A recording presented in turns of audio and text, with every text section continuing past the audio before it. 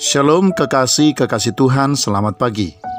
Saudaraku sekalian, di dalam kitab 1 Raja-Raja pasal 17, ayat yang ke-7 sampai ayat yang ke-24, kita bisa menemukan kisah tentang seorang janda di sebuah tempat yang bernama Sarfat, yang mengalami pertolongan Tuhan yang ajaib atas kehidupannya. Dengan hanya segenggam tepung dan sedikit minyak dalam buli-buli, ia dan keluarganya bisa makan dan bertahan hidup selama beberapa tahun masa kelaparan yang melanda negerinya. Bagaimanakah janda ini mengalami dan menerima berkat Tuhan yang sangat besar tersebut? Kekasih Tuhan jelas sekali ditunjukkan oleh kisah ini. Janda ini mengalami berkat Tuhan yang besar itu setelah ia lulus ujian yang diberikan oleh Nabi Elia. Dalam kekurangannya, Elia menantangnya sekaligus mengujinya agar membuatkan dahulu bagi Elia sepotong roti bundar kecil dari tepung dan minyak yang dimilikinya, yang jumlahnya sudah sangat sedikit itu. Kekasih Tuhan, ada hal-hal yang tidak bisa dipisahkan dari berkat-berkat Tuhan. Salah satu di antaranya adalah ujian.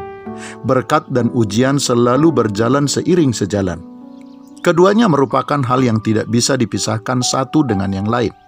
Berkat besar selalu berjalan seiring dengan ujian besar. Karena itulah kekasih Tuhan, berkat besar sudah pasti hanya akan diterima dan hanya akan dinikmati oleh orang-orang yang sudah lulus dalam ujian-ujian yang besar. Kekasih Tuhan, salah satu ujian yang biasanya akan dihadapi oleh orang percaya agar bisa mengalami berkat-berkat Tuhan yang besar dalam hidupnya adalah memilih mengikuti kehendak Tuhan di tengah-tengah keterdesakan untuk memenuhi kebutuhan sendiri. Seperti yang terjadi kepada janda ini yang ditantang untuk memilih melakukan perintah Tuhan melalui Nabi Elia daripada harus menyelamatkan hidupnya sendiri.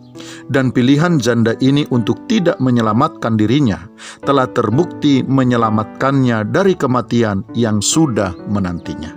Kekasih Tuhan, orang-orang yang mengutamakan untuk memilih melakukan kehendak Tuhan di dalam hidupnya pasti tidak akan pernah kehilangan sesuatu apapun dari dirinya.